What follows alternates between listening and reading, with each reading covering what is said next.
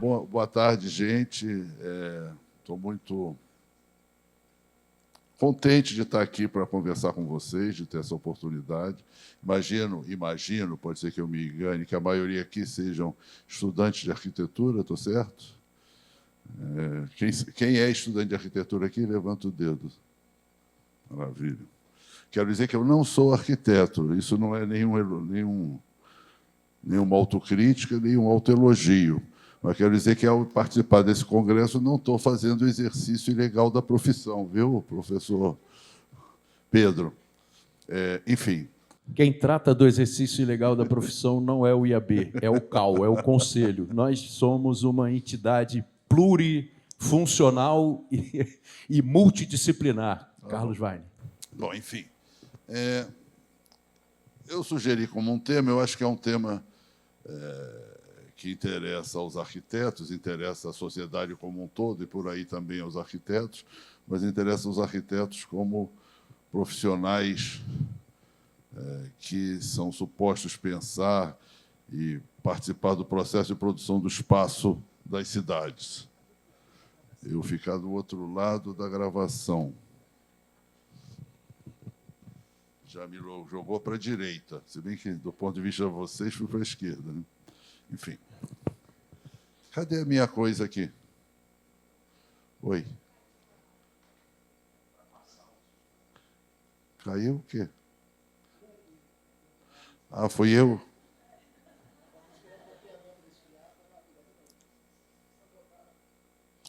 Bom, a minha ideia aqui é conversar com vocês um pouco sobre a tão falada crise da cidade, entender as conexões dessa crise com a cidade, na verdade, com uma crise que é uma crise social geral, e entender quais são os caminhos possíveis para sair dessa crise. Bom, então vamos lá. Então, ao final, vocês vão entender, espero, se eu for claro, o sentido. Me ajuda aí, me fala quando eu tiver uns 20 minutos. Eu vou falar rápido para a gente poder realmente fazer disso uma conversa, que é assim que eu estou entendendo isso. Eu sou o provocador da conversa. Próximo.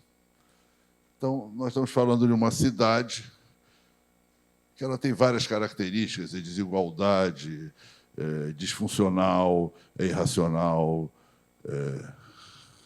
é brutal com os pobres, é uma cidade violenta, intolerante, e a violência e a intolerância que se expressam na vida da cidade, na vida urbana. Ontem, Porto Alegre, na porta do meu hotel, quando eu voltei do jantar, havia, relembrando aquele samba do Aldir Blanc, está lá um corpo estendido no chão. Tinha um corpo coberto, me informo, tinha uns policiais, uma pessoa esfaqueada, morta, numa briga por crack. Na porta, assim, eu tive quase que fazer assim para poder entrar no hotel. É essa violência na porta do meu hotel, que não é um hotel de baixa qualidade, não é um hotel luxuoso, mas é um hotel classe média razoável. Estava ali, escancarando essa violência, né? A violência que se mostra para nós, mesmo aqueles que querem fazer olhos e ouvidos de mercador. E essa violência que se expressa na cidade é tanto mais uma violência social que vivemos uma sociedade urbana. E o que se passa na cidade e o que vai acontecer com a cidade, num certo sentido, projeta o futuro da sociedade no seu conjunto. Então falar de cidade é falar da sociedade, falar da crise, da violência, da intolerância, da brutalidade, da desigualdade da cidade, é falar da nossa sociedade. Próximo. Para enfrentar essa questão, eu apresento aqui para vocês um pequeno roteiro. Eu vou primeiro fazer algumas reflexões sobre o que é cidade. Depois eu vou querer pensar um pouco a questão das temporalidades da vida social e da vida urbana. Eu quero colocar em discussão aqui a ideia de utopia e trabalhar a dimensão urbana das utopias. Pois eu quero lançar um olhar sobre o que se passa no planejamento urbano, no planejamento das nossas cidades, das políticas urbanas hoje, e um pouco me interrogar sobre a possibilidade e vigência de alguma utopia urbana nos tempos bicudos que são os nossos. Próximo. Então, primeira definição de cidade. Eu me inspiro aqui na Escola de Sociologia Urbana de Chicago, que nos anos 20 e 30 foi um grupo muito poderoso de reflexão sobre a cidade, confrontado ao crescimento explosivo das cidades americanas.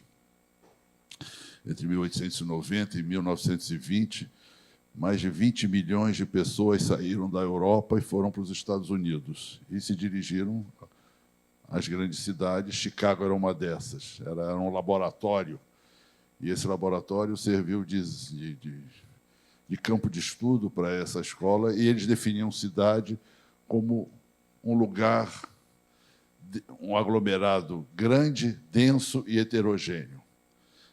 E essa ideia que me parece muito poderosa e forte da cidade como lugar do encontro do diverso. Evidentemente que isso era vivido de uma maneira, de uma intensidade inacreditável numa cidade como Chicago, que devia ter, essa época, cerca de 80% ou mais de sua população vindo dos mais diferentes pontos do mundo. Então, dizer que a cidade é o lugar do encontro do diverso não era uma metáfora. Mas todas as cidades são um lugar do encontro do diverso. E, nesse sentido, a gente pode dizer que a cidade é o lugar onde a condição humana se realiza de maneira plena na sua diversidade e na sua unicidade, né? Porque somos todos humanos, e porque somos todos humanos, somos diversos, e porque somos diversos, somos humanos. E isso se vive de maneira direta e imediata como experiência da vida urbana. Próximo. Eu gosto de expressar isso numa metáfora, mas que é uma referência, na fundação da Roma antiga. Vocês já devem ter ouvido falar do Rômulo e Remo, os reis, que são fundadores, né, que foram amamentados na loba, né? E como é que é o ato de fundação da Roma antiga? Rômulo e Remo e uma série de outros príncipes faziam um buraco no chão, e ali, naquele buraco, cada um deposita um pouco da terra que trouxe de sua terra natal. Esse ato simbólico de depositar no que seria a pedra fundamental da cidade de Roma um pedaço da sua terra pátria, né, da terra de seus pais, era a maneira de dizer que a sua terra pátria agora era Roma. E Roma era a terra pátria onde se encontrava gente que vinha de diferentes terras pátrias e ali se juntavam, né? Então, a fundação de Roma, que é, digamos assim, quase que uma metáfora perfeita e pura da cidade, é o encontro daqueles homens que a cidade celebra, realiza, concretiza, e, a partir dali, eles não são mais das suas linhagens, dos seus clãs, eles não são mais dos seus ancestrais, eles são romanos. Essa ideia me parece que reforça a ideia anterior que eu trouxe da cidade como lugar do encontro do diverso. Próximo. Aqui é um importante escritor da Escola de Chicago, Wirth, que ele diz: uma das principais características do habitante urbano é a sua dessemelhança de seus concidadãos. Nunca dantes tantos povos de traços diversos, como é o caso das nossas cidades, foram aglomeradas em contato físico tão estreito como nas grandes cidades da América. Uma cidade, aquela definição que eu dei para vocês, pode ser definido como um grande aglomerado denso e heterogêneo. A densidade é importante porque ela é que faz com que o contato se realize, né? Uma cidade, um aglomerado muito espalhado, essa heterogeneidade pode não ser uma experiência vivencial, porque a ausência de densidade impede o contato. Estamos seguindo? Próximo. Então, aglomeração, densidade heterogênea. Heterogeneidade densa. Isso significa, e isso está na Escola de Chicago, mas isso também estava num grande pensador alemão chamado Simmel, que inspirou a Escola de Chicago num certo sentido, é que o viver na cidade impõe ao citadino o aprendizado de conviver com o diverso.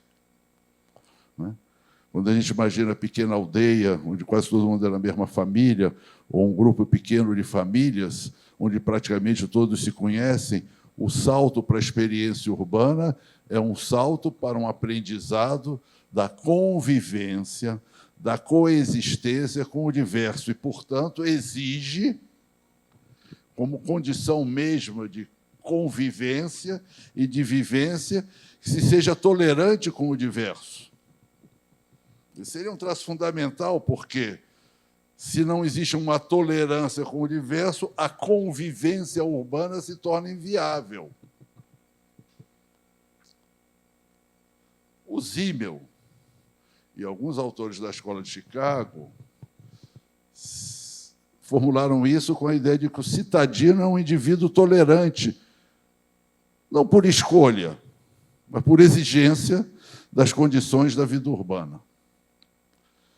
Então, personalidades e modos de vida divergentes tendem a produzir uma perspectiva relativista e um senso de tolerância das diferenças. Acho que por aí vocês já começam a imaginar por que eu digo que a cidade está morrendo. Se isso é cidade, se isso é a cidade, se isso é a condição da citadinia, né? Não estou falando da cidadania, que é um conceito da política, estou falando da citadinia, que é um conceito da sociabilidade urbana, né? Ser da cidade e na cidade, isso está em risco, mas eu quero avançar. Próximo.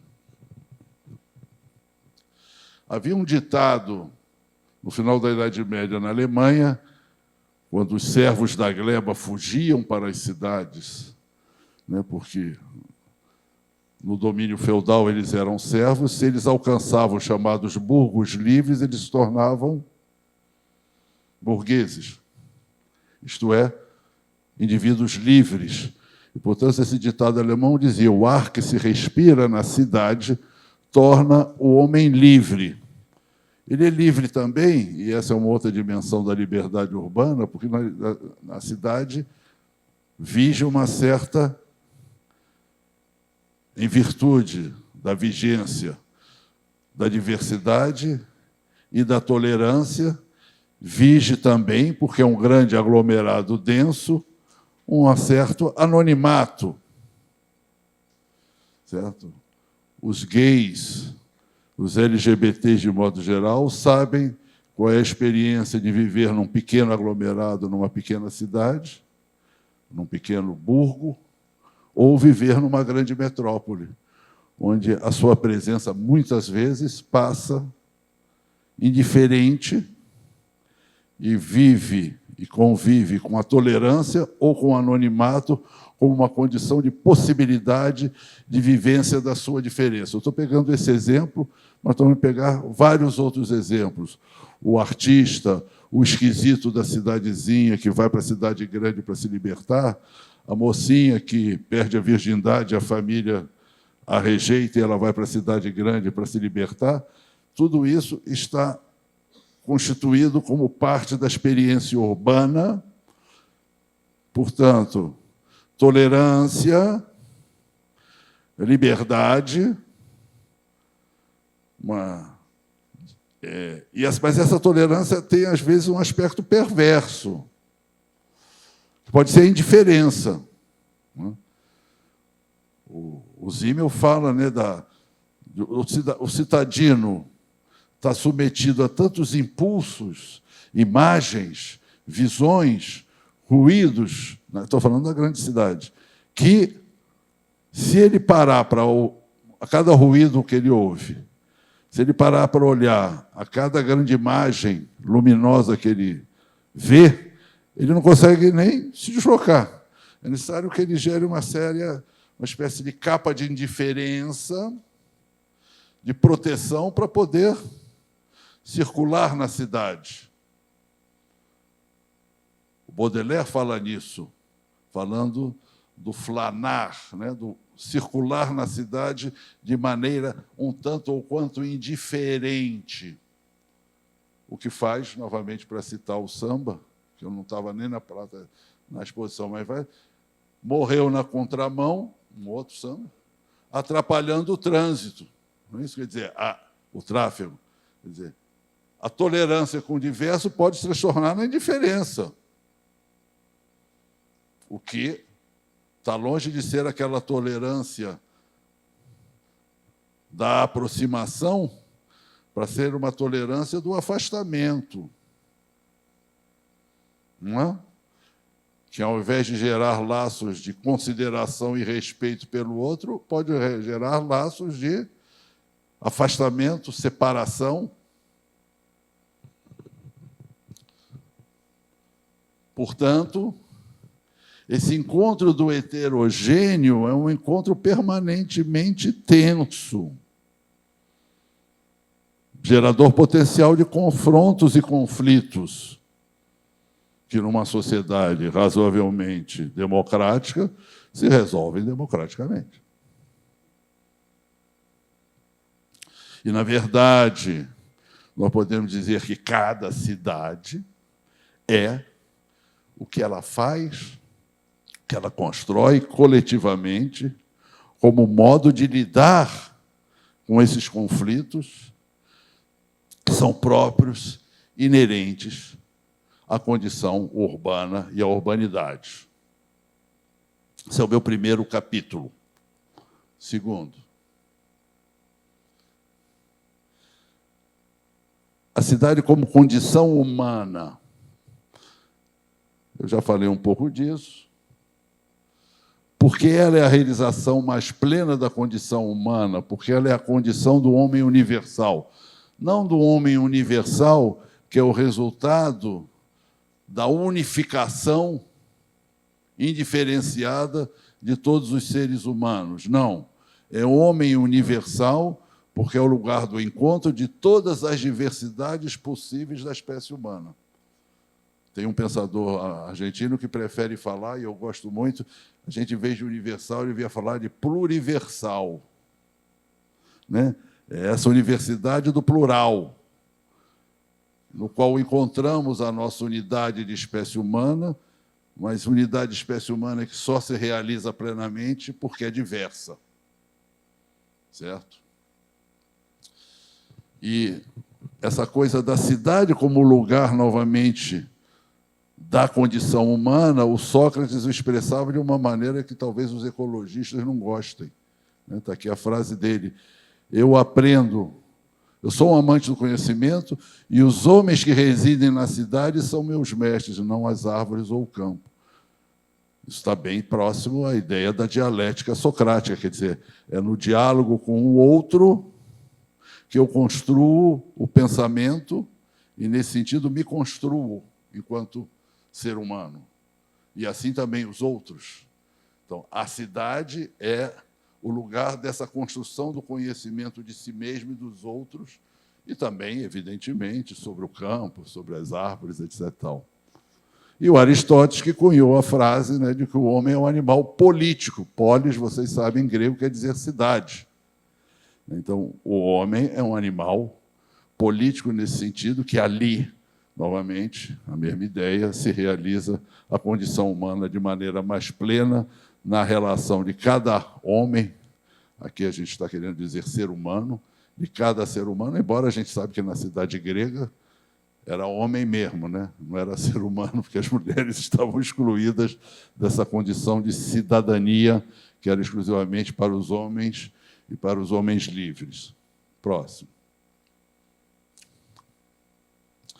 Pensar essa ideia do passado, presente e do futuro e pensar como isso tem relação. Agora é que é o segundo capítulo, tá? Enganei. O segundo capítulo começa agora. O Leibniz dizia: o presente está carregado de passado e grávido de futuro. E o Cassirer, que é um pensador alemão, neocantiano, diz: aquilo que diferencia o ser humano dos demais animais, mesmo dos mamíferos superiores mais evoluídos, é que o ser humano é o único que tem passado e futuro. Passado. Eu sempre exemplifico. O meu cachorro, maravilhoso, por sinal, quando eu chego em casa, ele me reconhece, certo?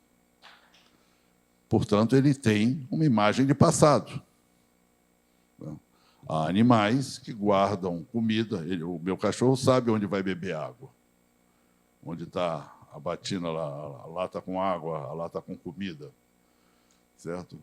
Ele sabe que não pode fazer cocô dentro do apartamento. Ele tem um aprendizado passado que ele aciona no presente. Qual é a diferença do passado para os seres humanos e para os animais?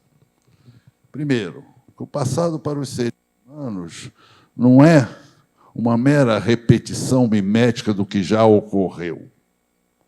O passado para os seres humanos é permanentemente revisitado, reinventado, seja o passado individual, seja o passado coletivo. O passado individual, lembranças que nós temos individualmente em momentos anteriores da nossa vida, em diferentes momentos da nossa vida, nós vivemos aquela lembrança de maneira diferente e ela quer dizer para nós coisas diferentes. O passado é permanentemente reatualizado pela minha experiência presente. Vamos dizer assim, o presente reconstrói a experiência passada. O passado não é algo fixo, dado que está num disco rígido. Ele é acionado, revisitado, ressignificado. E quando a gente pensa no passado coletivo, isso fica claro. Houve ditadura ou não houve ditadura? Houve torturadores ou não houve torturadores? É o passado que está em disputa. O passado coletivo, a memória coletiva, que se constrói num embate social. As lutas do presente, por surpreendente que pode parecer, dizem respeito a qual é o nosso passado. E, dependendo do desenlace dos embates presentes, o passado se instaurará como passado coletivo e como memória coletivo, será aquele resultado desses embates. Surpreendente. É das lutas do presente que se constrói o passado coletivo. Futuro, próximo.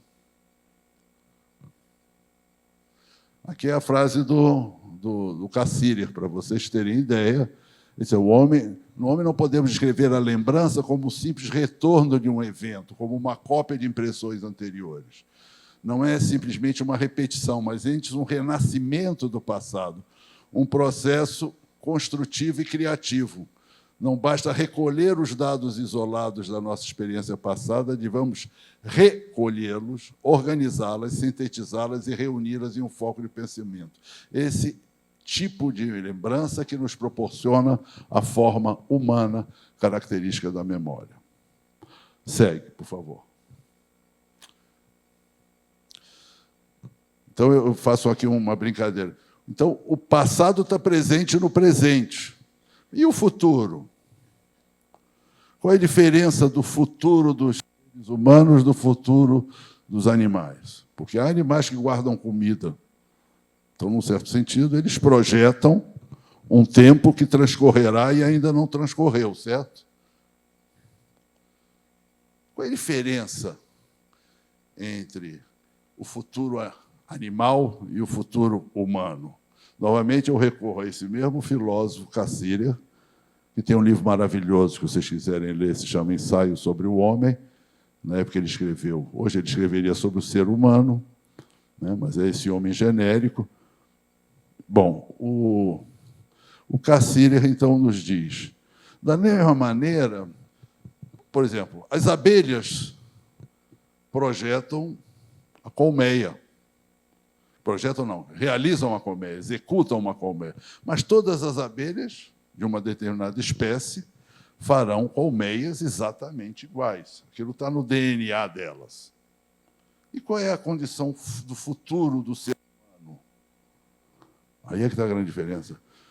Para os seres humanos, o futuro pode ser pensado e realizado como algo diferente daquilo que já foi experimentado no passado.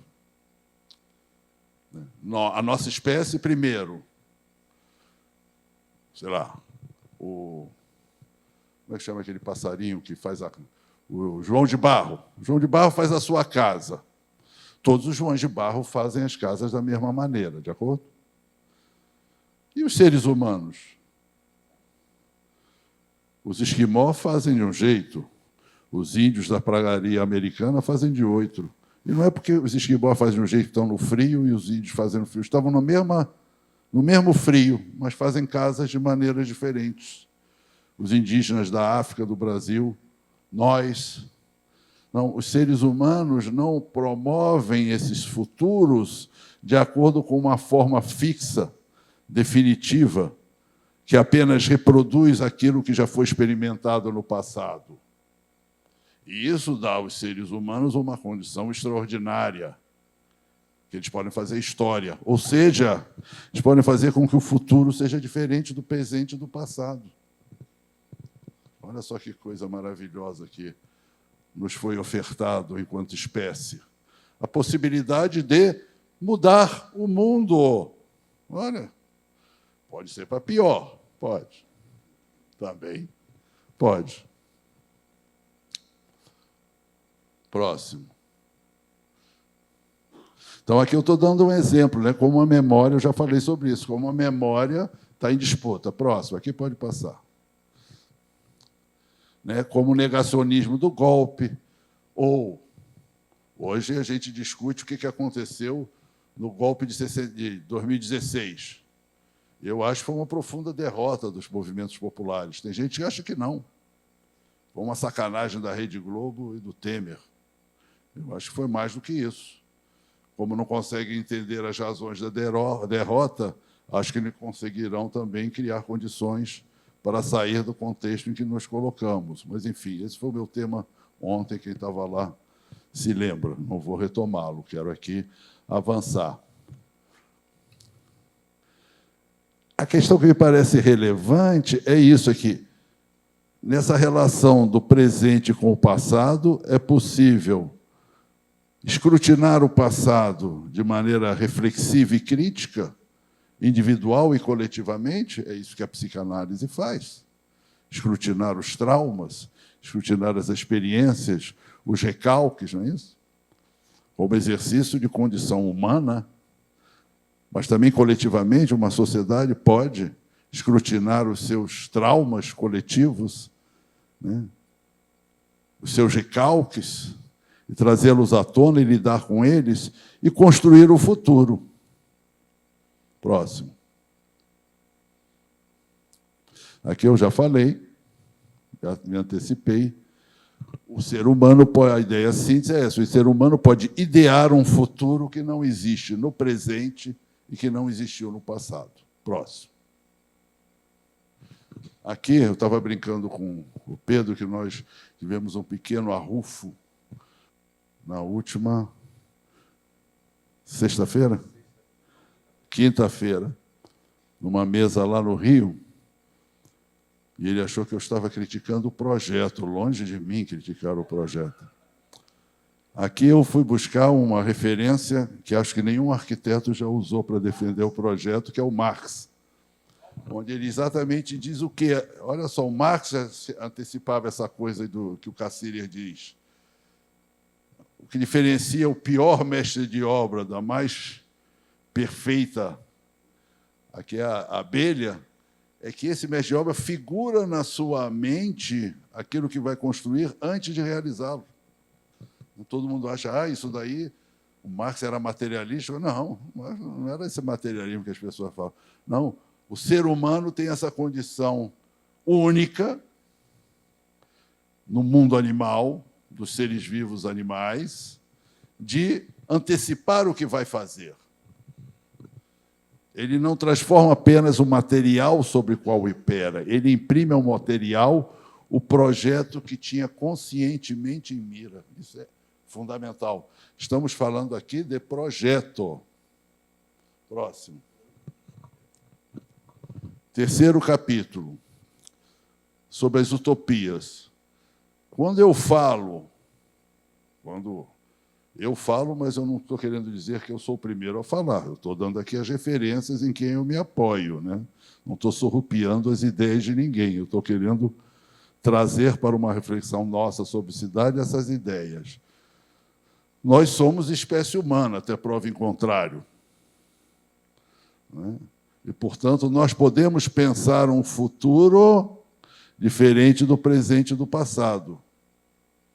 E uma das maneiras de pensar esse futuro é pensar aquilo que não existe. Utopia é aquilo que não existe, que não está em nenhum lugar. O ser humano afirma a sua condição humana quando se afirma como ser utópico, nesse sentido do Cassirer. Está claro? Próximo. E olha que interessante, todos os grandes pensadores utópicos, quando construíram as suas utopias, desde Thomas More e todos que seguiram, idealizaram uma cidade. Seria uma cidade a forma de organização dessa sociedade utópica. E, novamente, isso se casa com aquele primeiro capítulo. Se a cidade é o locus da realização plena da condição humana, não surpreende que os pensadores utópicos, provavelmente vocês já leram no primeiro período de pensamento urbanístico a François Chouet, quem não leu, leia. Né? Estão lá os pensadores utópicos projetando um futuro que é sempre uma cidade. Olha que interessante, como junta essas... É como se fossem diferentes canais que vão jogando água para o mesmo lugar, para a cidade, sempre para a cidade. Passado, presente e futuro, cidade. Condição humana, cidade. E, portanto, novamente, essas utopias realizam a condição humana, idealmente. Próximo. Aqui alguns exemplos. A cidade Jardim do Ebenezer Hauer. Vocês, talvez no quinto período, entrem em contato. Próximo. Aqui o Fourier, o falanstério. Próximo. Icária do Cabet. Próximo. Só para pegar alguns exemplos. Se vocês entrarem na internet, vocês vão achar muitos mais. Tá? Só para mostrar essa afirmação, apoiar a minha afirmação numa ilustração empírica. Eu gostaria de identificar que utopias foram construídas ao longo do tempo. E uma coisa interessante é que todas essas utopias, se nós voltarmos nos desenhos, ou vocês forem aos textos, elas pensam uma cidade sem conflito. Essas utopias todas são de cidades absolutamente não conflituais. Por quê? Quase sempre, pode haver exceções, mas acho que não as há, essas cidades utópicas são pensadas em cidades de citadinos ou cidadãos absolutamente iguais. E é escorado nessa ideia da perfeita igualdade, equivalência e reciprocidade entre todos aqueles que integram a comunidade urbana que a paz se instaura. E, de outra maneira, se somos todos iguais, por que conflitar?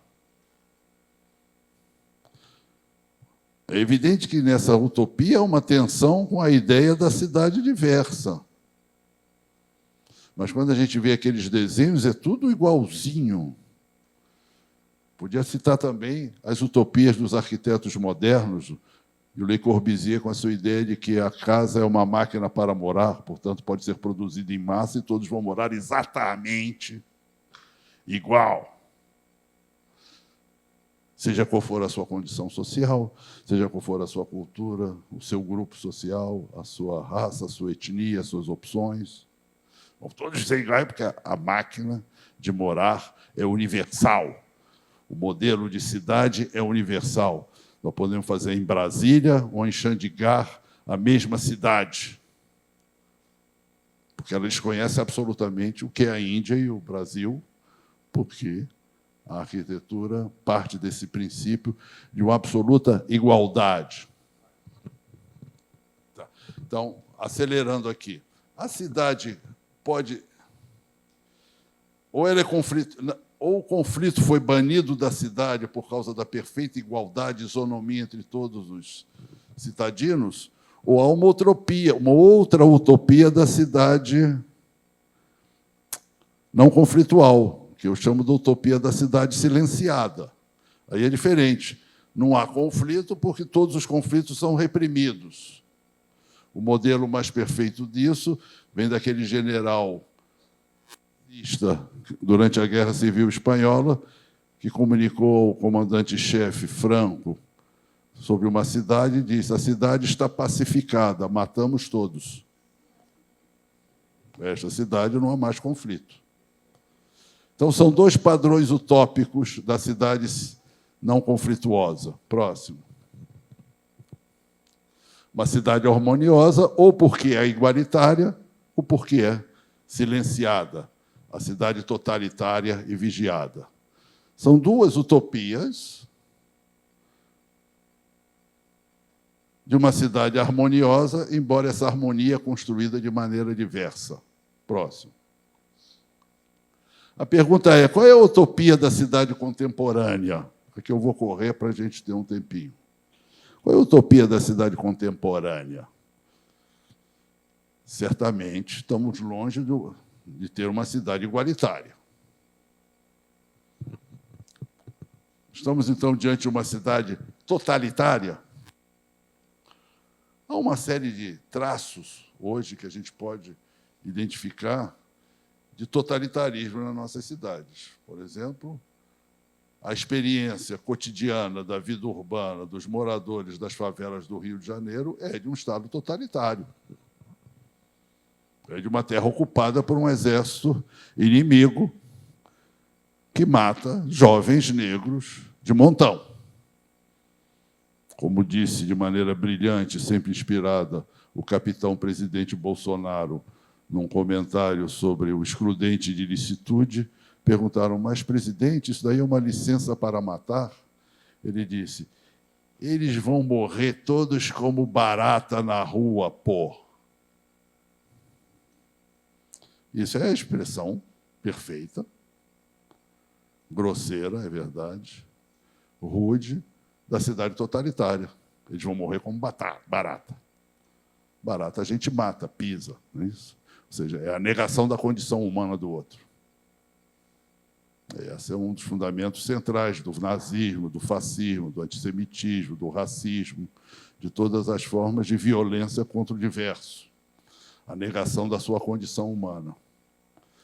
Mas na cidade, e se isso é presente entre nós, na cidade atual, eu diria, e proponho, que o principal não é nem a igualdade, evidente, nem essa violência aberta. É o que eu chamo de cidade negocial. É a cidade do mercado. A cidade onde vigem e regem as regras de mercado. Próximo. As grandes operações urbanas, as parcerias público-privadas, as remoções forçadas para fazer grandes imóveis. Né? Por quê? Porque o mercado exige. Ah, mas e o plano diretor? Não, mas vamos fazer uma operação urbana consorciada aqui. Está lá no Estatuto da Cidade, pode fazer operação urbana negocia. Não é? Então, a parceria público-privada é a forma perfeita dessa cidade negocial. É verdade que nem todos são chamados a participar da mesa da negociação. É verdade. Mas as regras não vigem mais, é uma cidade de exceção, é uma cidade onde tudo é possível desde que negociado, no mercado, onde se exerce o que eu chamo de democracia direta do capital. Os capitalistas sentam com o poder e negociam o que vai fazer da cidade. E o que vai se fazer da cidade? Um grande negócio. Essa é a utopia da cidade contemporânea, a cidade do negócio, a cidade mercadoria, a cidade colonizada pelas regras mercantis, da onde a vida coletiva da polis, que é o que a vida coletiva da polis? A política, foi banida pela vida coletiva do mercado, onde vige a mercadoria e o valor. Próximo. Então, se geram as exceções, a ilegalidade. Esses projetos são ilegais, mas eles são excepcionais, se negociam. O que é a operação urbana consorciada? Quem for lá no artigo não sei quanto, próximo, deve ter aí, talvez tenha. Da cidade. Está lá definida a operação urbana consorciada. A operação urbana consorciada é aquilo que permite desrespeitar, em casos particulares, o plano diretor. Esse é o parágrafo primeiro. Parágrafo segundo. Legalizar desrespeitos cometidos anteriormente contra o plano diretor. Ou seja, desrespeitar a lei no futuro e legalizar aquilo que desrespeitou a lei no passado. Está lá no Estatuto da Cidade, que muitos consideram uma grande conquista das lutas urbanas. Eu acho que é uma grande balela. Próximo. Então, se a gente pensa, estou me aproximando, hein? Se a gente pensa e retoma o primeiro capítulo, o segundo capítulo, o que essa cidade mercantil, mercadorizada, controlada e produzida à imagem do mercado gera? Nas nossas cidades, é claro, ela gera a extensão das cidades, ou seja, o progressivo desadensamento. Quem é que é mandado para as áreas distantes, para as periferias? Os pobres. Não é isso? Então, se desadensa, o contato do heterogêneo vai sendo corroído e a cidade vai se transformando num conjunto de citadelas. Os condomínios fechados são apenas a figura perfeita desta cidade que não merece mais esse nome. Vocês entendem? Essa cidade não é mais cidade. Como os conjuntos habitacionais do Minha Casa Minha Vida, jogados em espaços absolutamente vazios, a 20, 30 quilômetros dos espaços coletivos urbanos, não são cidades. São citadelas, em alguns casos, dos ricos, da classe média que queria ser rica, como os ricos, a ponto de o Minha Casa Minha Vida, ainda no governo Dilma, começar a desenvolver projetos sobre a forma de condomínio fechado. Não sei se vocês têm conhecimento disso. Então, em vez de ter espaços públicos entre os edifícios, já é um condomínio fechado, no caso do Rio de Janeiro, que nós somos exemplo de tudo, que quando alguma coisa pior pode acontecer, vocês acreditem, acontece no Rio de Janeiro. No caso do Rio de Janeiro, o síndico é sempre o miliciano ou o traficante nesses condomínios. As pessoas pagam a taxa de condomínio direto na caixinha da milícia ou do traficante. Essa é uma grande realização do governo popular da Dilma. Então, nós estamos aí vendo o quê?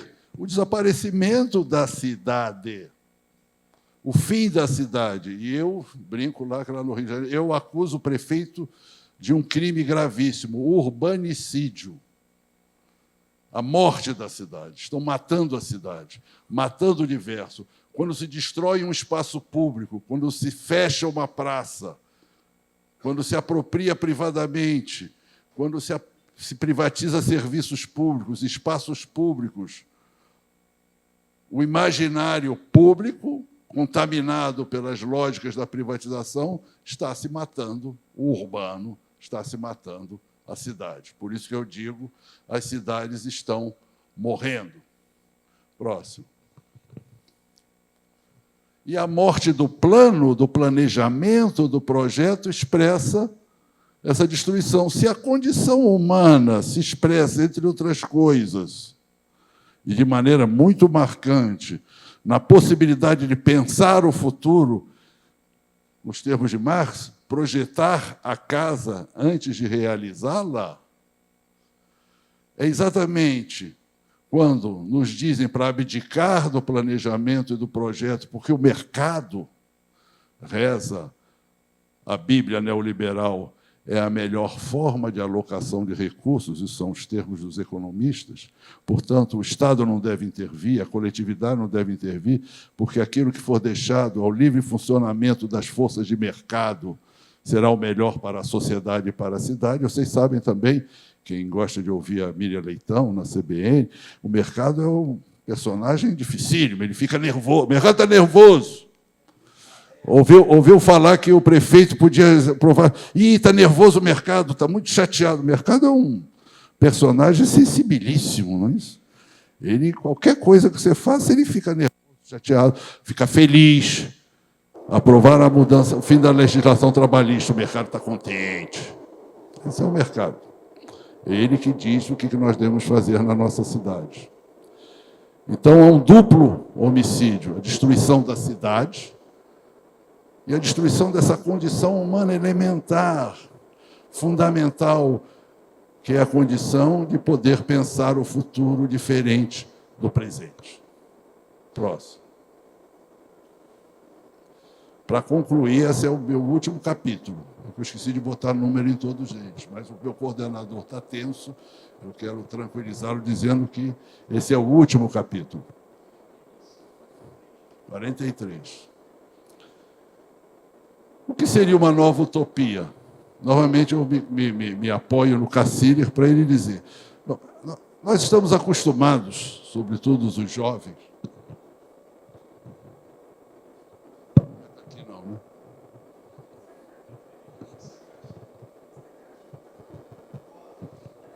Não está nervoso.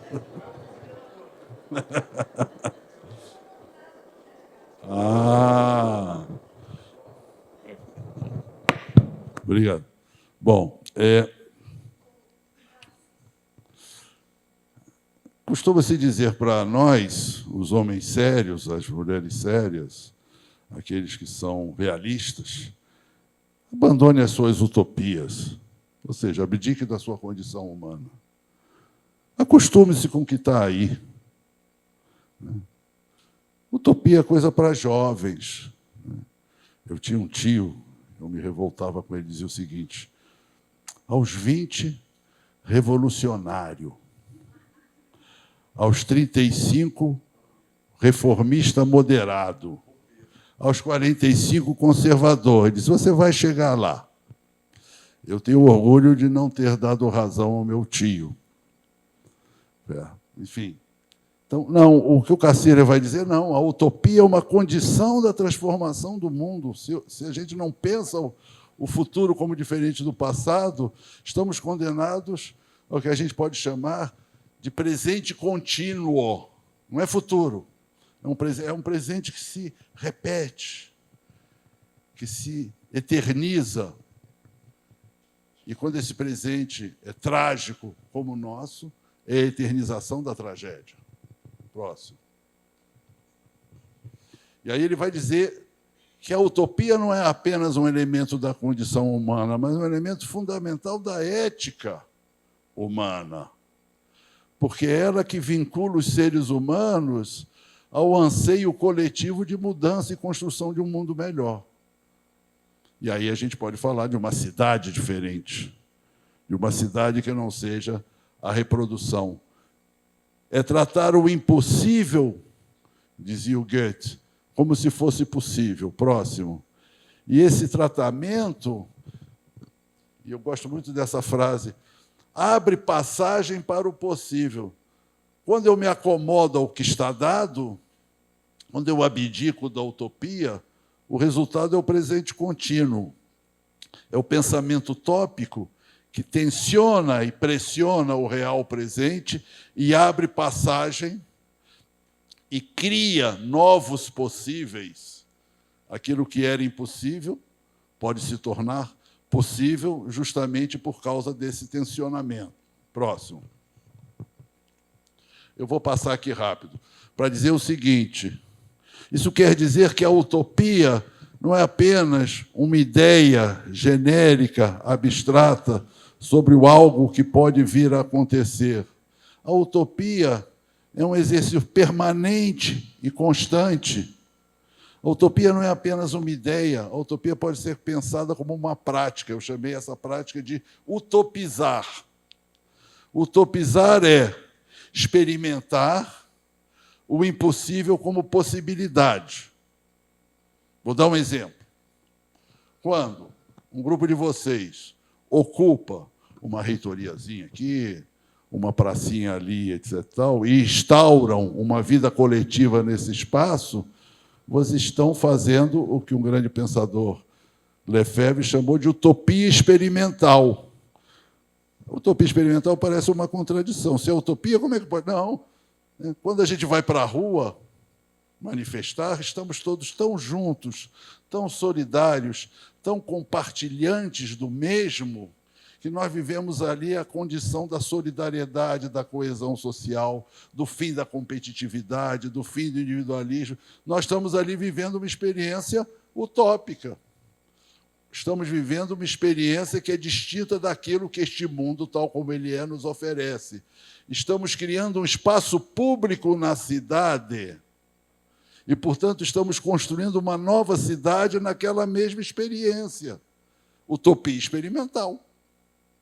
Estamos utopizando, criando novos espaços comuns. Tem um colega grego, Stavros Stavridis, que diz é o commoning, é o criar o comum, é o utopizar, é o exercitar a utopia. Próximo. E aí, então, todas as grandes manifestações, as ocupações, criam esses espaços. As experiências de autogestão, de tomada de fábricas abandonadas, onde os trabalhadores vivem a autogestão, tudo isso são utopias experimentais. Próximo. Eu gosto de Minas Gerais, Belo Horizonte. Eles têm uma Praça da Praia. Não sei se já ouviram falar. Você sabe, em Belo Horizonte, Praça da Estação. Vocês lá. Eu adoro isso. É uma utopia maravilhosa. E o governo quer impedir que as pessoas vão para lá. Claro. Vocês são idiotas. Vocês sabem que mineiro só vai para a praia no Rio de Janeiro, no Espírito Santo. Vocês querem vir para a praia no centro de Belo Horizonte? Nós vamos fazer uma praia aqui. É a nossa praia. É a nossa praia, não é a sua praia. E isso é insuportável para o poder. E, por isso, ele reprime a praia de Belo Horizonte, que eu amo de paixão. E aqui estão os colegas aqui de Belo Horizonte que podem entender. E aí nós temos várias utopias em confronto. Não é? A utopia da cidade competitiva, como a utopia da cidade do bem viver, a cidade empreendedora, a cidade justa, a cidade privatizada, a cidade como bem público, a cidade esperta, Smart City, está na moda. Não façam nenhum curso de Smart City, por favor. Contra a cidade sábia, que é completamente diferente. A cidade do espetáculo e a cidade da festa, cada um desses temas merecia de si uma palestra, mas não é o caso. Estou terminando. Próximo. Resistir na cidade, pela cidade, para reinventar a cidade. Essa é a nossa tarefa. A defesa da cidade se encontra com as reivindicações das camadas mais oprimidas. Esse é um elemento fundamental. Eu falei, há um paradoxo. A burguesia inventou a cidade moderna, mas a burguesia hoje está destruindo a cidade. Quem quer cidade? Quem precisa de espaço público?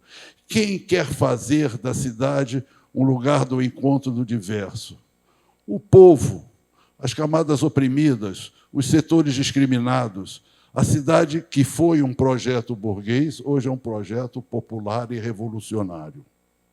E nós devemos afirmar isso e assumir um compromisso com isso, para fazer projetos deste tipo, em diálogo permanente com os grupos oprimidos, explorados, que eles sim querem cidade. A cidade deixou de ser um projeto burguês, A burguesia virou as costas para a cidade se transformou num projeto popular e revolucionário. Próximo.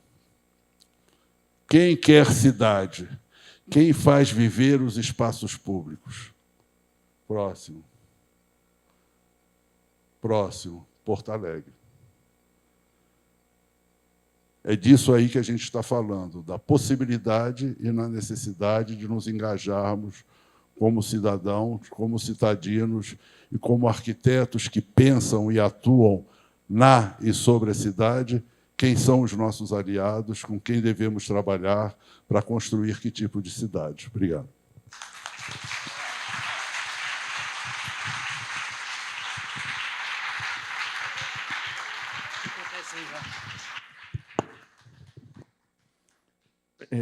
Bom, sempre um prazer ouvir o Weiner, mas 52 minutos, eu fui bastante generoso com você, professor, né? Mas o meu papel aqui agora é fazer algumas provocações a ele, né? E essas provocações, eu acho que partem de uma questão que é um pouco uma distorção profissional de nós arquitetos, né? Que temos um raciocínio não tão do diagnóstico, mas muito em relativo ao prognóstico. Não olhamos tanto as análises, mas pensamos em lançar. A palavra projetar, projeto, tem um prefixo anterior chamado pro e jactar, que é lançar. E é muito importante para nós esse raciocínio, que acho que vem muito de acordo com tudo que o Weiner falou. A questão da utopia, de pensar um outro mundo, né? E eu gostaria muito de começar exatamente por uma questão que ele levantou, que eu acho que é central e fulcral nessa questão toda, que é o pensador argentino, que, infelizmente, eu vou cobrar dele para saber o nome desse pensador argentino, que fala não do universal, mas do pluriversal. Acho que é importante a gente anotar esse nome. Por favor, anotem aí para mim, porque agora não tenho condição, depois eu pego com vocês. Mas essa questão acho que é fulcral hoje em dia, contemporaneamente. E aí, modestamente, eu gostaria, na minha provocação, de trazer um filósofo também, que para mim é central hoje em dia, marxista também, italiano, e daí, né, também uma coisa muito importante, a Itália é muito cara a todos os arquitetos, chamado Antônio Gramsci, que levantou uma questão que eu acho que é fundamental hoje em dia, porque ele era um filósofo da Sardenha e vai morar em Milão, que é o centro industrial da Itália, no começo do século XX. E ele tem uma noção, que eu acho que é uma noção fundamental, de uma questão que estrutura o mundo capitalista de uma maneira geral, que é a subalternidade. A subalternidade, acho que é um elemento fundamental nessa história. O Gramsci nada mais é do que o nordestino que migra para São Paulo e vai morar em Turim e vai se confrontar exatamente com essa questão de utilizar a política didaticamente, utilizar a política como transformação futura e aí, efetivamente, uma construção espacializada, né? Uma análise espacializada do que é o capitalismo, do seu desenvolvimento no mundo. Existe um centro, no caso de Gramsci, era a Inglaterra e os Estados Unidos, ele vai escrever páginas e páginas sobre o americanismo, como nação hegemônica que dita, né, de certa forma, um modus operandi e envolve também as nossas cidades, que estão hoje em dia governadas por eu quero uma casa no campo, onde eu possa compor muitos roques rurais, então a baixa densidade. Segundo, um rodoviarismo que não celebra mais os meios de transporte de alta densidade.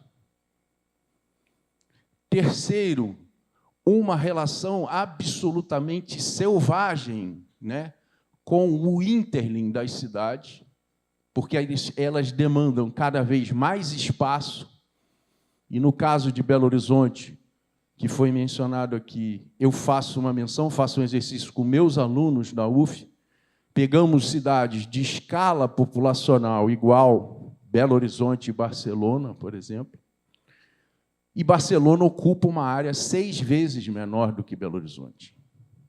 E aí a gente começa um pouco a adentrar nessas provocações que eu quero fazer ao professor,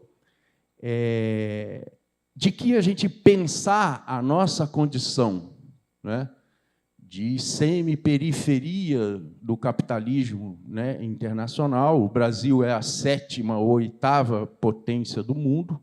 Estamos ali, já não somos mais periferia absoluta, mas estamos numa semi-periferia.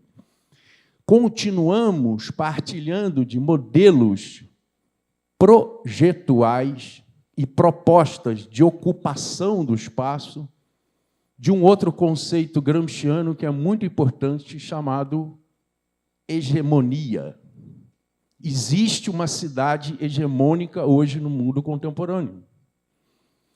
E o projeto dos arquitetos precisa se basear naquilo que a gente chama uma vontade contra-hegemônica, indo de encontro exatamente a essa questão que ele coloca, de que é necessário, a burguesia esqueceu essa cidade como sua representação, é necessário a gente ir em direção aos precarizados, aos subalternizados, às pessoas que têm fragilidades econômicas incríveis, que estão em nossas cidades, nas cidades brasileiras, né, exatamente na rua, né, nos viciados em crack, nas favelas, enfim, nessa série de questões que as nossas cidades envolvem.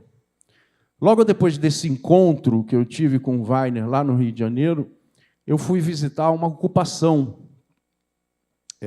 em frente ao Sentaí, Weiner, aquele restaurante que serve lagosta no Rio, que é uma delícia e tal, que é um antigo prédio do INCRA, que está ocupado, tem 12 andares e tem 6 famílias por andar, portanto, 72 famílias. É um edifício, corre um risco sério, né? Igual aquele de São Paulo, a mesma coisa que aconteceu, está sem elevador, sem escada de incêndio, tem essas coisas todas. Então, é super importante, quer dizer, que a gente comece a se mobilizar para ter um ouvido para essa população que está confrontada com essa vontade, né, de ser abandonada, né, e trazê-la, pensar num projeto de coesão social, de interação dessas parcelas que, tradicionalmente, no desenvolvimento do brasileiro, sempre foram colocadas à margem. E isso é um projeto também. Esse país chegou a ser a 8ª economia do mundo com esse projeto de exclusão. E isso, voltando a Gramsci também, é a convivência entre o moderno e o arcaico de uma maneira orgânica e que possibilitou esse desenvolvimento que...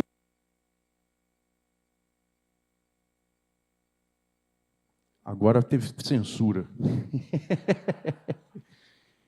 Mas, enfim, eu gostaria de fazer essas provocações a ele e também lembrar, acho que tem hoje em dia 2 autores que certamente ele conhece, que é o Dardot e o Laval, que vão escrever sobre isso que o professor grego falou, do comum, né? O que é o comum?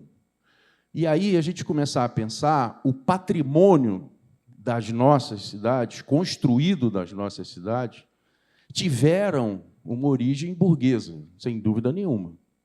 O Ministério da Educação e Saúde, obra maior do corbusianismo dentro do Rio de Janeiro, o Palácio Capanema, foi bolado no governo Getúlio Vargas, enfim, é construído pela burguesia, não tenho a menor dúvida. Só que a quem pertence isso?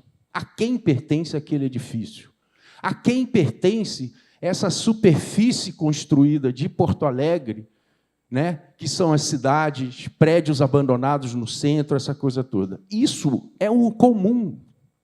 Isso é difícil de ser privatizado, e isso a gente precisa retomar esse comum como nosso comum. Foi um esforço nada banal como as cidades brasileiras se constituíram, e elas possuem uma riqueza do patrimônio construído inigualável e única no mundo, e que precisa efetivamente ser ocupado por todos, e não por uma minoria, como foi tradicionalmente o desenvolvimento da sociedade brasileira. Acho que isso é super importante, e daí, quer dizer, a relevância desses encontros para que a gente exatamente pense essa questão de que arquitetura e urbanismo, por exemplo, a quem pertence Ouro Preto, não é? Foi o fruto de uma sociedade escravocrata, terrível, que explorava os negros e tal, mas aquele patrimônio que está construindo lá pertence à nação brasileira. E acho que é super importante a gente ter consciência de que esse comum, e que o capitalismo tem muita dificuldade para cercá-lo, porque ele não consegue, apesar da indústria do turismo, apesar de um monte de coisa, é importante que nós o tomemos como nosso. E isso que eu estou falando, quer dizer, é de grande parte da população brasileira, não só nós que estamos aqui, mas também para essa população que cada vez a gente está confrontável, que está diante de uma vulnerabilidade ou de uma fragilidade econômica, e é tido como o contrário daquilo que acho que o Weiner tanto sublinhou, que é um certo, vamos chamar assim, cosmopolitismo kantiano, né? Essa questão que eu acho que envolve exatamente uma mudança aí de sinal, que é não investir mais só na competição, mas na construção de solidariedade entre todos nós. Essas são as provocações que eu queria fazer ao meu professor, que foi brilhante. Parabéns, Weiner, foi muito legal. E aí, queria ouvir vocês também.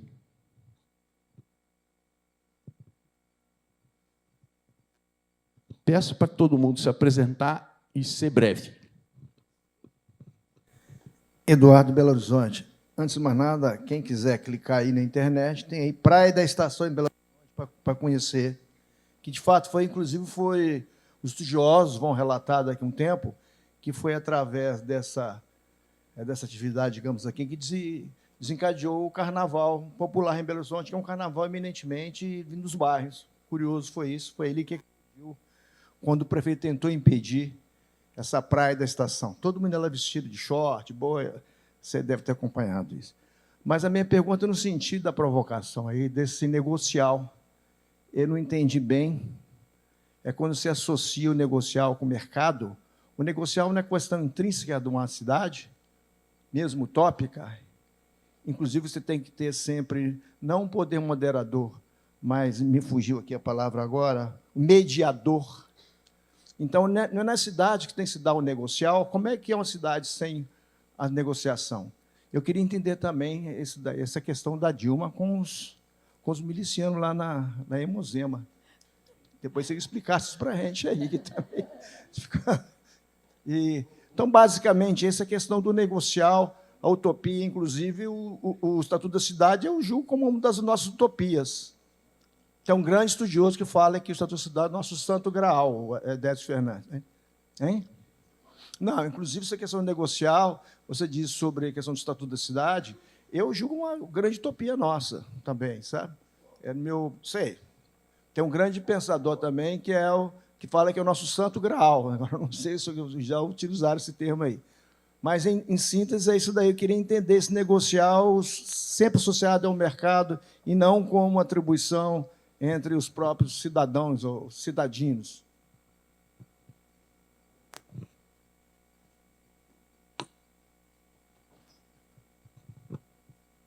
Oi, Matias, arquiteto aqui do Rio Grande do Sul.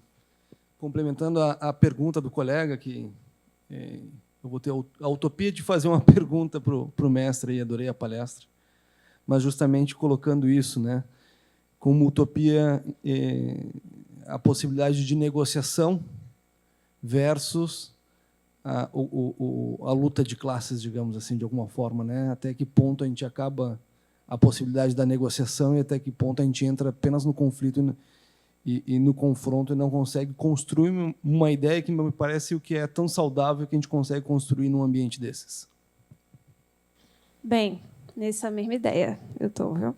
Meu nome é Dara, vou falando. Dara, isso, de Aracaju. Quando eu estava falando sobre a cidade negociável, eu anotei aqui. Como seria essa cidade negociável, né? Tipo, porque como é que a gente que está numa posição de não privilégio, digamos assim, vai negociar com quem tem mais privilégios? Porque, na verdade, é hoje que acontece. É isso que acontece na cidade, do mercado, né?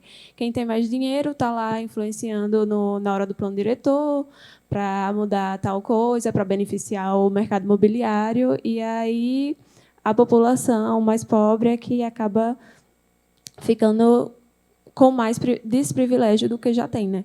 Tipo, sempre sendo segregado e tal. Então, acho que não dá para negociar quando a gente tem alguém como detentor de poder, as outras pessoas como sendo os oprimidos, né?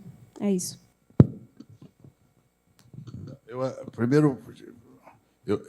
Veja bem, se eu, de alguma maneira, sugeri que a Dilma tinha aliança com as milícias, não foi o que eu disse. Eu disse que teve um conceito vigente no Minha Casa Minha Vida de construir e oferecer aos mais pobres um modelo de vida do condomínio fechado, como se isso fosse um ideal de vida urbana.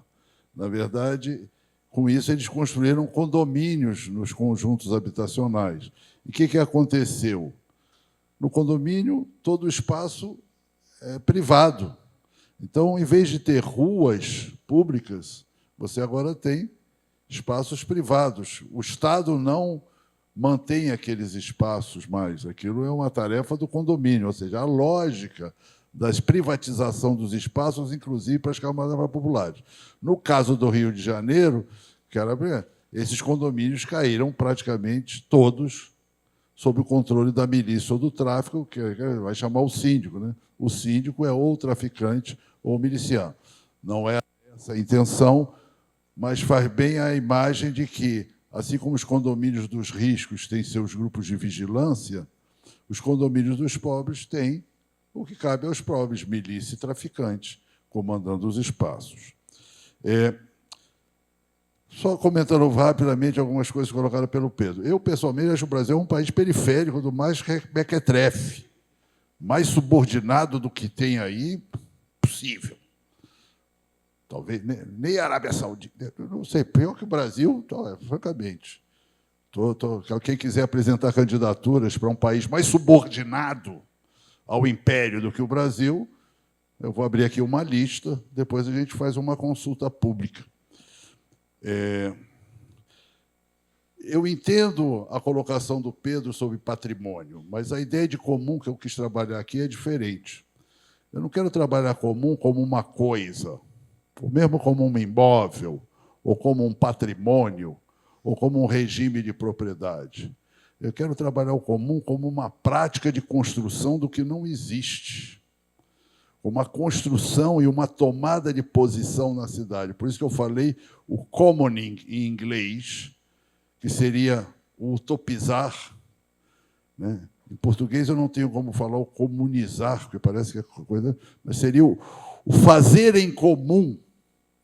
Esse é o commoning, que me parece fundamental, mais do que o regime de propriedade. Evidentemente, devemos preservar o patrimônio público, que é de toda a nação, mas queremos ir além. Aquilo que não é patrimônio, aquilo que é ação, aquilo que se constrói em comum. Mas isso é uma discussão, evidentemente, muito mais ampla. A pergunta que me fizeram sobre negociar é muito relevante e eu passei batido por isso. Qual é a diferença? Primeiro, o que é o negocial? Negocial é que a regra é de mercado. Como é que funciona um mercado? Simplificadamente. Cada um de nós vai ao mercado, portador de alguma mercadoria ou de dinheiro. Vendemos uma mercadoria, pode ser uma cadeira, uma mesa, nossa força de trabalho, em troca de alguma outra mercadoria ou de dinheiro. Em princípio, dizem os economistas, essas mercadorias são trocadas por valores equivalentes. Essa é a ideia básica de funcionamento no mercado. Então, no mercado, ninguém rouba ninguém. A troca de equivalentes. Mas só está no mercado quem é portador de mercadoria. Quem não tem mercadoria ou dinheiro está fora do mercado. Porque o mercado não admite qualquer um, só admite quem é portador de mercadoria. Digamos assim, para o mercado, você só é mercador, que seria a cidadania no mercado, né, se você é portador de mercadoria. Na negociação, é a mesma coisa. Na negociação, na cidade negocial, os participantes da negociação são reconhecidos como portadores de mercadoria, não como sujeitos políticos. Então, quando você vai ver toda a lógica e as propostas do Banco Mundial, do BID, do City Alliance, da agência, em inglês eles falam Stakeholder Participatory Planning, o planejamento participativo com a participação do stakeholder. O que é a palavra stakeholder? Ela vem da palavra shareholder. Shareholder é aquele que tem em suas mãos uma ação. Shareholder é o acionista. Stake é o que está em jogo, né? Num jogo de apostas, eu aposto não sei o quê, você aposta não sei o quê, aquele bolo é o stake. Stakeholder é aquele que é detentor de um interesse sobre o que está em jogo. Detentor de um interesse sobre o que está em jogo. O que é o sujeito político? É um coletivo propositor de um projeto, não é detentor de interesse. Quando eu reconheço você como detentor de interesse, eu nego a condição da política. É por isso que eles banem a política da cidade. Sai a política e entra o negócio. E a relação em torno do negócio é uma relação negocial. Não sei se eu me faço entender, eu já escrevi sobre isso, mas é muito importante porque, quando eu falo, passei muito rápido, eu digo, na cidade negocial, a city, que é em inglês a ideia do centro de negócios, submete a polis. Não sei se vocês viram, passei muito rápido. A polis é o quê? É o lugar onde os cidadãos e cidadãs se encontram na esfera pública para decidir dos projetos coletivos e não dos interesses singulares particulares, da quais cada um é portador. Eu acho que todo mundo tem direito de defender os seus interesses particulares. Agora, o déficit da cidade negocial é que a política é banida, e eles odeiam política. Tem que parar de fazer política, gente. Me diga quais são os... Nessa sociedade, é legítimo ter interesse, não é legítimo ter projeto. É legítimo ter interesse, não é legítimo ter utopias. É legítimo defender um interesse, não é legítimo querer uma cidade diferente. Eu não quero negociar quantos hectares de terra você vai me dar para fazer um centro comercial não sei aonde, vai fazer uma escolinha na periferia, que eu sei que se fez aqui em Porto Alegre. Entendeu? Ah, faz o shopping center e faz umas escolinhas na periferia. Entendeu? Fala sério. Não é isso que está em jogo para nós, essa pequena troca. Em muitas circunstâncias, vai acontecer que, derrotados, nós participaremos disso. Tem uma outra questão fundamental que a Dara levantou. A negociação, aqui eu vou usar um termo em inglês, para ser fair, para ser justa, tem que ser uma negociação entre negociadores, a palavra é equipotentes, iguais, equipotentes, que têm o mesmo poder. Qualquer contrato, mesmo negocial, feito com exercício da força, é considerado nulo na justiça. Mas só que a força está presente, mas não de maneira explícita nos contratos, entre, por exemplo, um locador e um locatário. mas a força está presente de maneira direta nos embates que se dão na cidade. E não estou falando apenas da força policial, é a força policial, é a força legislativa, é a força do judiciário e é a força do executivo e de todas as coalizões de poder que estruturam a forma de organização da cidade. Então, está na moda agora, não vamos mais conflitar, vamos mediar os conflitos. Isso em inglês se chama dispute resolution. Tem um grupo, não tudo, mas muita coisa vem de Harvard Business School, a escola de negócios de Harvard. Tem um grupo de prevenção e mediação de conflitos. Se trata de evitar que os conflitos aconteçam. Agora, veja bem, uma sociedade organizada com os poderes organizados e uma população. Como é que o pessoal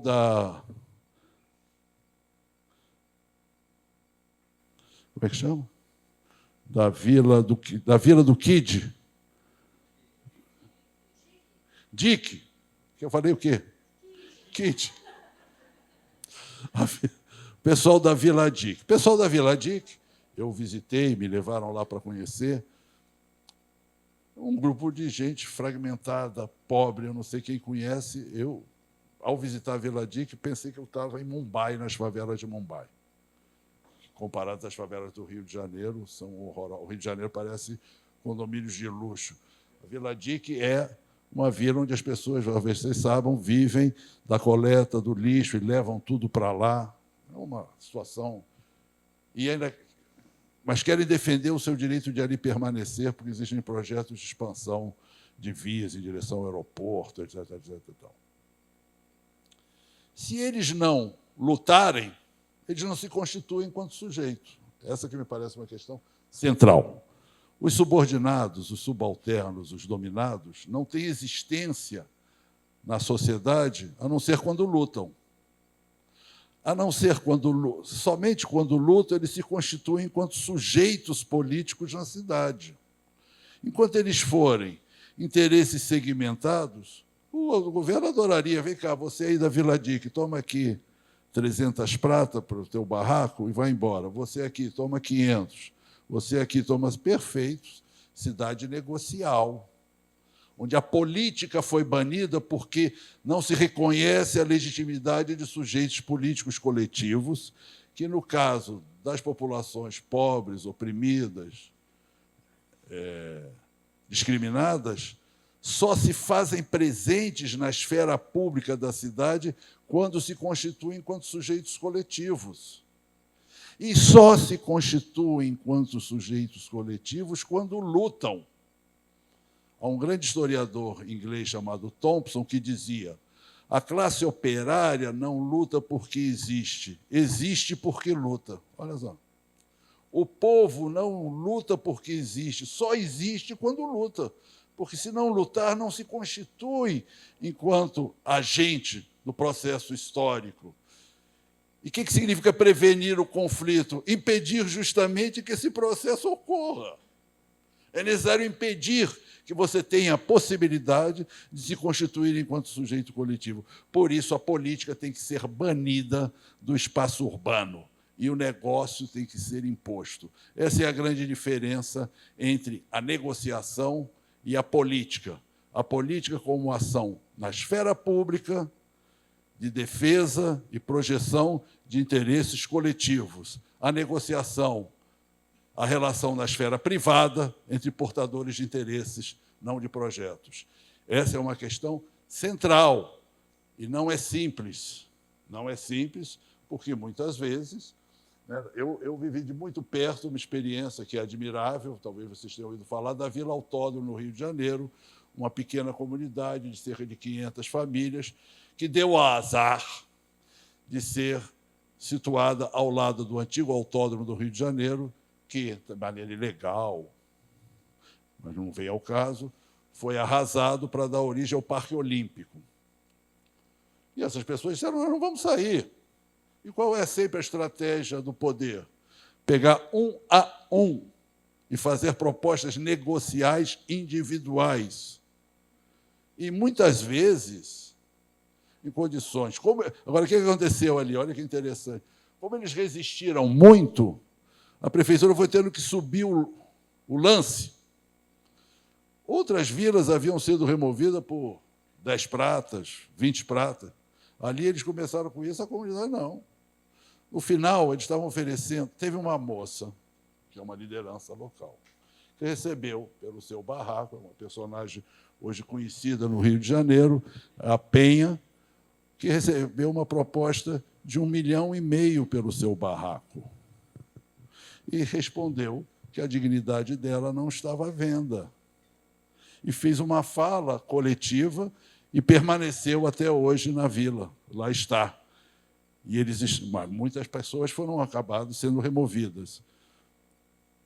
Mas ela é uma das animadoras de uma coisa maravilhosa que se chama o Museu das Remoções, que está reunindo material sobre as remoções em toda a cidade do Rio de Janeiro. Esse é um sujeito coletivo e não negocial.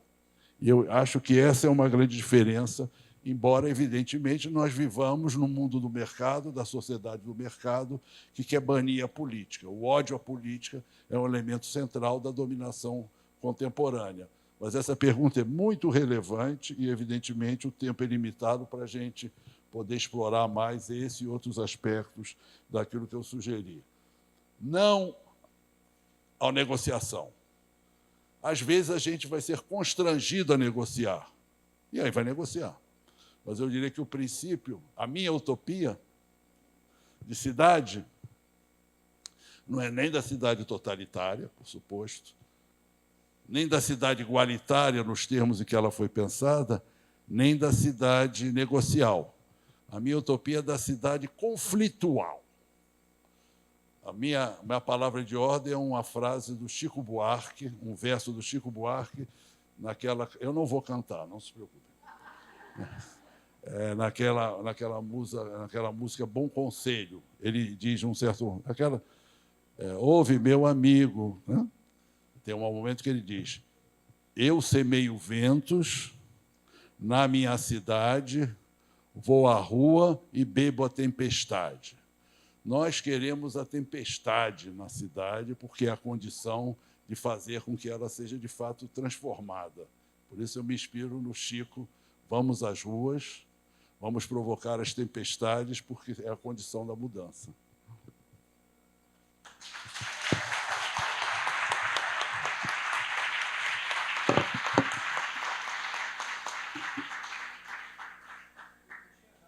Só complementando aqui 2 minutos, né? Eu acho que existe também um texto do Gramsci, antes dele ser preso, que ele fala de um senador romano antigo que tem uma ideia absolutamente brilhante que diz assim: a gente podia, para organizar essa bagunça que é Roma, sugerir que os escravos usassem uma vestimenta azul.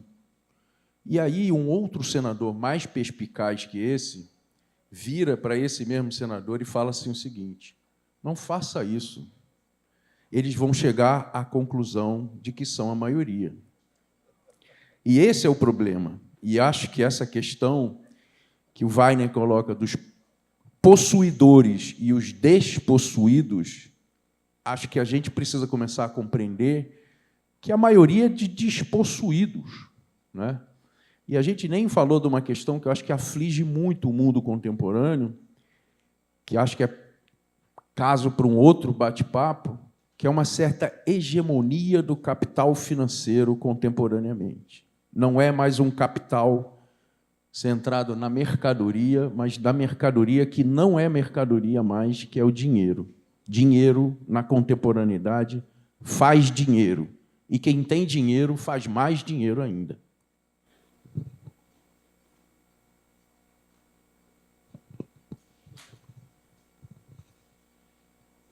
Continuando a provocação. E qual é o limite quando que o conflito se transforma em intolerância apenas?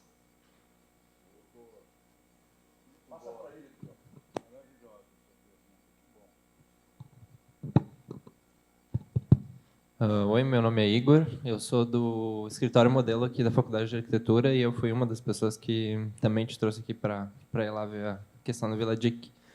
Eu queria fazer uma pergunta justamente sobre isso, assim. Agora a gente ainda continua trabalhando lá, só que com o passar do tempo, muito da mobilização que se tinha foi se perdendo, justamente porque primeiro o aeroporto já passou por cima da parte da vila que estava na zona da pista do aeroporto, e também porque a parte das casas que as pessoas estavam indo não tem mais, o DEMAB não está mais enchendo tanto saco.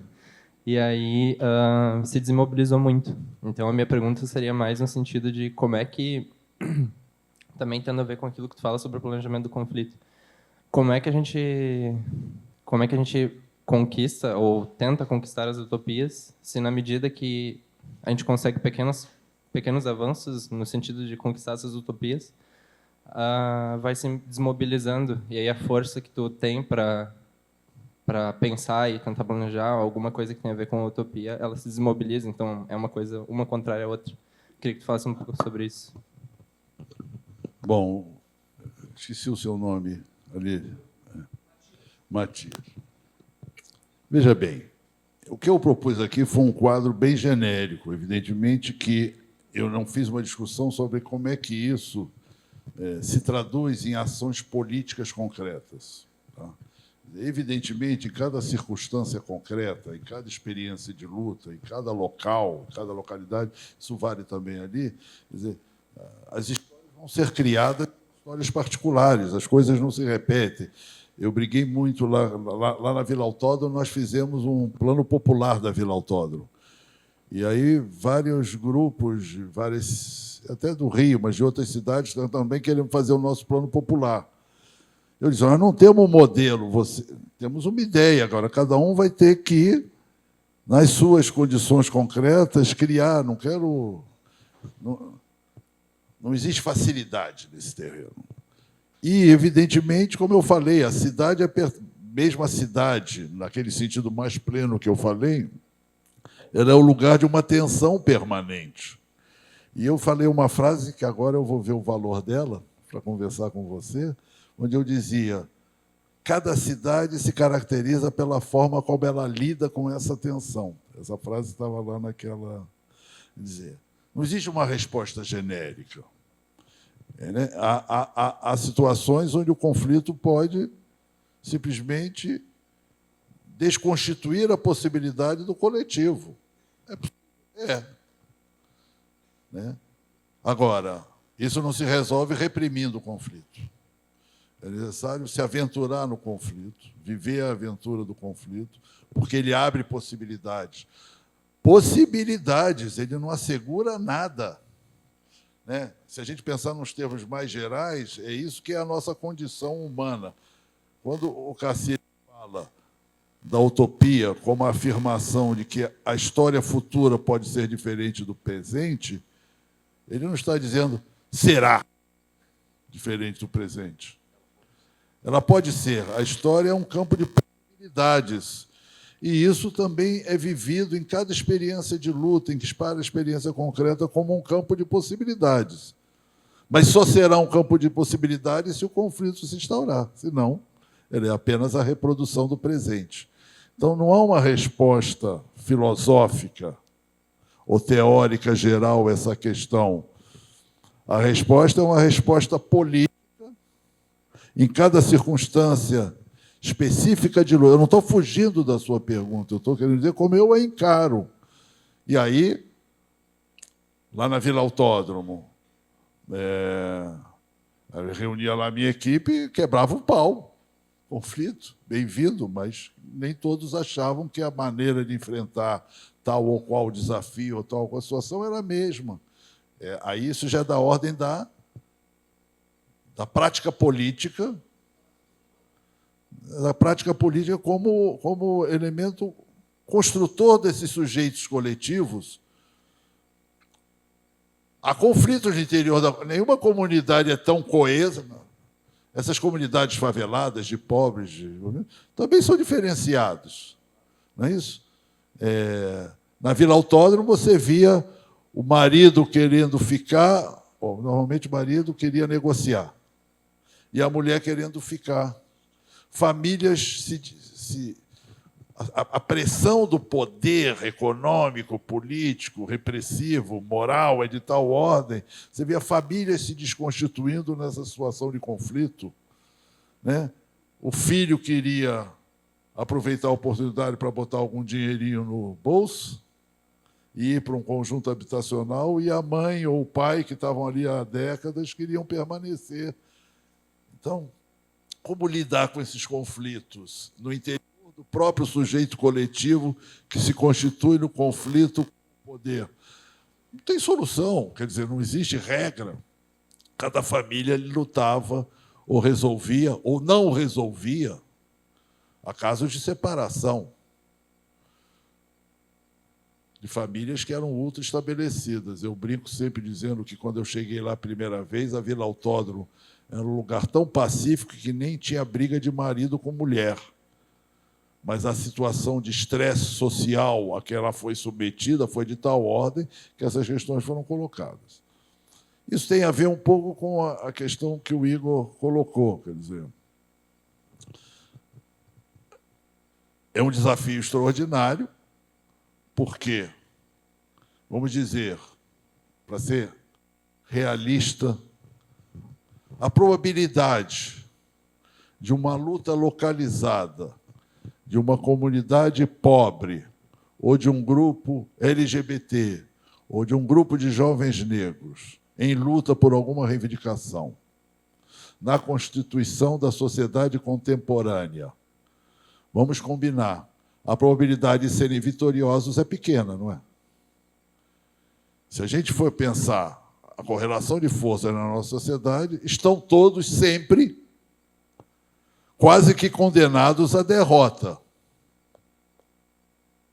Não é verdade? Vamos aqui entre nós. O que é extraordinário não é que eles sejam derrotados. O que é extraordinário é que eles se joguem no conflito, que eles lutem e que eles resistam. Isso é que é extraordinário. Isso mostra a potência que ali existe, mesmo quando derrotada. Porque aqueles que participaram dessa experiência viveram um momento de construção do seu eu, individual e coletivo, que não é transferível, vamos dizer assim. Eu não sei aqui quantos foram aqui em 2013. Muitos foram a primeira manifestação da sua vida em 2013, imagino. Aqui alguns jovens. Eu sempre brinco, tinha aquela propaganda, faz muitos anos, que era de um sutiã, do Loren, e o slogan dizia: o primeiro sutiã a gente nunca esquece. Hein? Valizé? Valizé. Não era aqui fazendo a propaganda errada. Eu digo, a primeira manifestação a gente nunca esquece. Né? Porque a manifestação não é só um ato político, é um ato de sociabilidade, é um ato de... Quantos arranjaram namorados e namoradas nas manifestações? Não é? É um momento total de vida social, não é isso? E, por isso, é uma experiência extraordinária e intransferível. Eu não podia dizer para minha filha, vá à passeata, à manifestação, porque você vai viver isso, isso, isso. Era necessário que ela fosse e vivesse o que ela viveu, para que ela tivesse essa experiência, porque ninguém pode passar essa experiência para ninguém. E eu poderia dizer de várias outras experiências, como a experiência intransponível, intransferível e individual. Mas também, no caso da ação coletiva, é uma experiência coletiva, é individual e é coletiva. É o patrimônio de uma geração que foi em 2013 e sabe como é bom ocupar e desafiar o poder nas ruas. É um gozo extraordinário, eu diria até erótico, desafiar o poder. Então, eu acho que é um pouco isso, quer dizer, são experiências que se acumulam, isso é que é extraordinário, elas se acumulam, elas são, claro, muitos desaparecem nessa experiência, mas muitos permanecem. Muitos vão ser, na próxima onda de lutas, as lideranças que terão vivido a experiência anterior e, por anos, terão uma experiência de organização de reunião, de não sei o quê, que aprenderam nessa experiência de luta. Então, é um processo de construção coletiva, num processo histórico que não é linear. Tem idas e vindas, e idas e vindas. Mas vale a pena lutar.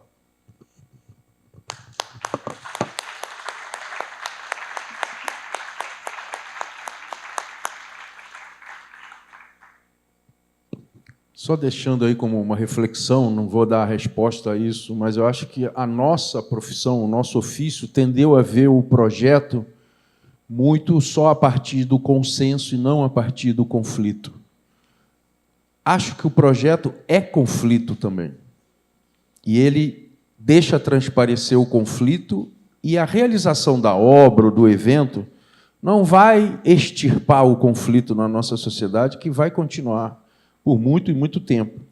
Mas é fundamental esse reconhecimento do conflito e saber trabalhar não para uma construção de um consenso, mas aflorar cada vez mais o conflito, eu acho que é, vamos dizer assim, o plano do projeto contemporâneo. Obrigado aí.